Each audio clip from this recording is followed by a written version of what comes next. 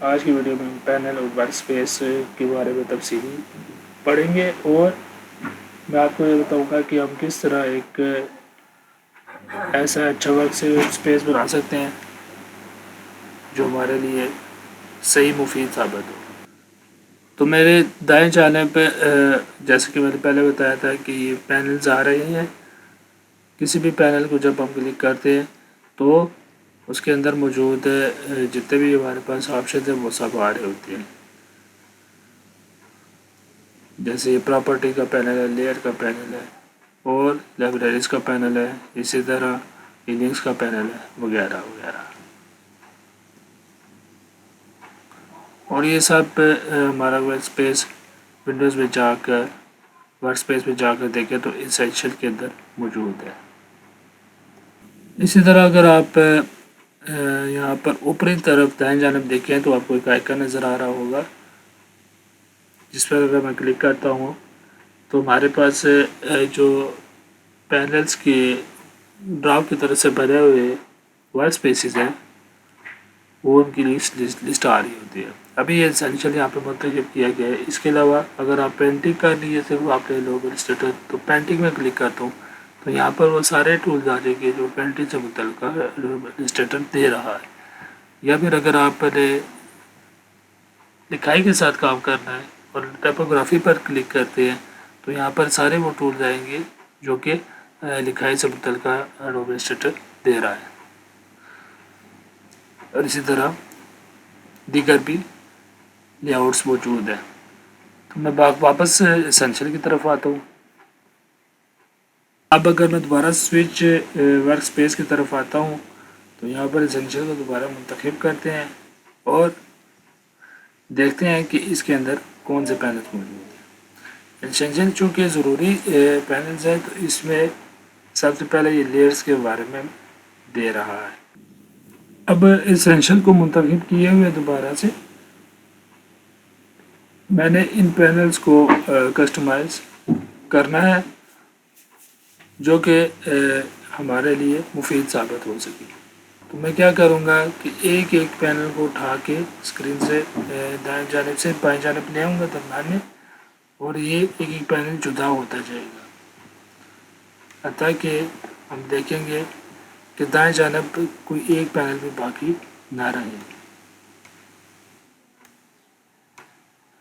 میں نے کیا کرنا ہے کہ آرٹ بورڈ والا جو پینل ہے اس کی جہاں پہ لکھائی ہوئی ہے یہاں سے ڈریگ کرتے ہوئے میں لیئر والے پینل کے ساتھ لے جاؤں گا، اور آپ کو یہاں پر ایک نیلا سا بارڈر نظر آ جائے گا، اور لیئرز کے جو پینل ہے اس کے ساتھ میں لیئرز کے پینل کے اوپر اس کے ساتھ میں لے جا کر آپ نے ماؤس کے ساتھ ڈریگ کیے ہوئے اس کے ساتھ پھر اس کو یہاں پہ چھوڑ دینا ہے، تو یہ اس کے ساتھ آ کے ایک قسم کا گروپ ہو جائے گا۔ اسی طرح اب میں کلرز کا پینل ونڈوز میں جا کے منتخب کروں گا، اور دوسرا اس کے ساتھ جو کلر کا گائیڈ ہے اس کو میں باہر لے آؤں گا، اس کو فی الوقت بند کر دوں گا، اور سویچ کا جو پینل ہے اس کو لے جا کر میں کلرز کے ساتھ گروپ کر دوں گا۔ کلر کے ساتھ میں نے گریڈینٹ کا جو پینل ہے وہ بھی شامل کر لینا ہے، اور کلر گائیڈ کا بھی پینل میں نے اس پہ شامل کر لینا ہے۔ ہم ان کو نیچے سے جا کر ریسائز بھی کر سکتے ہیں تاکہ ہمیں سارے پینل اس کے گروپ میں نظر آ جائیں۔ اب میں جو بقیہ پینلز ہیں اس کو فی الوقت بند کرنے لگا ہوں۔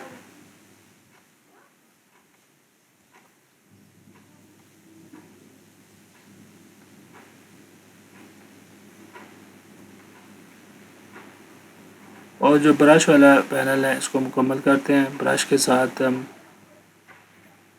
اسٹروک کو شامل کریں گے،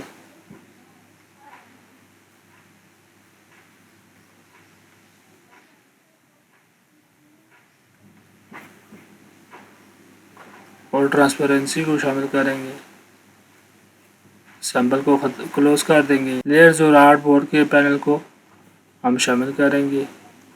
اب ہمارے پاس 3 گروپ آ چکے ہیں۔ اب ہم نے یہ جو گروپ پینل ہو چکے ہیں ان کو اکٹھے کرنا ہے۔ اس کا طریقہ یہ ہوگا کہ کسی ایک گروپ کا اٹھا کر میں کسی دوسرے گروپ کے جو باٹم میں لے جاؤں گا اور آپ دیکھیں گے یہاں پر اس کی ایک نیلی سی لائن بن چکی ہے. تو جیسے یہ ڈریگ کرنے کے بعد میں نے یہاں پر نیلی لائن بنی اور یہاں پر چھوڑ دیا اپنے ماؤس کے کلک کو، تو ہم دیکھیں گے کہ یہ اس کے ساتھ گروپ ہو چکا ہے. اس کا سائز بھی اس کے مطابق پہلے والے گروپ کے مطابق ہو چکا ہے. اور اگر میں اوپر والے پینل کو ڈریگ کرتا ہوں تو اس کے ساتھ نیچے والا جو پینل وہ بھی ڈریگ ہو رہا ہے. اسی طرح میں جو باقی بچانے والا پینل ہے اس کو میں اٹھا کر ان دو والے پینلز کے ساتھ جوڑ لیتا ہوں. اب ہمیں دیکھ سکتے ہیں کہ اچھا لگ رہا ہے. میں سارے پینلز کو اٹھا کر دائیں جانب کی طرف لے جاتا ہوں، دائیں جانب اوپر کی طرف. اب ہمیں کچھ اور بھی پینلز شامل کرتے ہیں. اب جو دیگر ضروری پینلز ہیں ان میں مجھے پاتھ فائنڈر میں منتخب کرتے ہوئے اس گروہ کو اوپر لے جا کر ان میں سے جو ٹرانسفارم ہے اس کو باہر نکال لینا ہے، اور ابھی اس کی مجھے ضرورت نہیں ہے تو میں اس کو بند کر دیتا ہوں. اب اس والے جو پینل کے گروہ کو اس کو اٹھا جا کر میں ان تین والے پینل کے ساتھ نیچے میں جا کر جوڑ دیتا ہوں. تو یہ ہمارا گروپ اس کے ساتھ شامل ہو چکا ہے. اسی طرح دیگر پینلز میں ہم ونڈوز میں جا کر ٹائپ میں جا کر کریکٹر کو منتخب کریں گے اور یہاں پر اس کی جگہ بناتے ہوئے ہم اس کو نیچے لے جا کر اس کے ساتھ جوڑ دیں گے. اب ہم نے اس ورک سپیس کو محفوظ کرنا ہے، تو اس کا یہ طریقہ ہے کہ آپ ونڈوز میں جائیں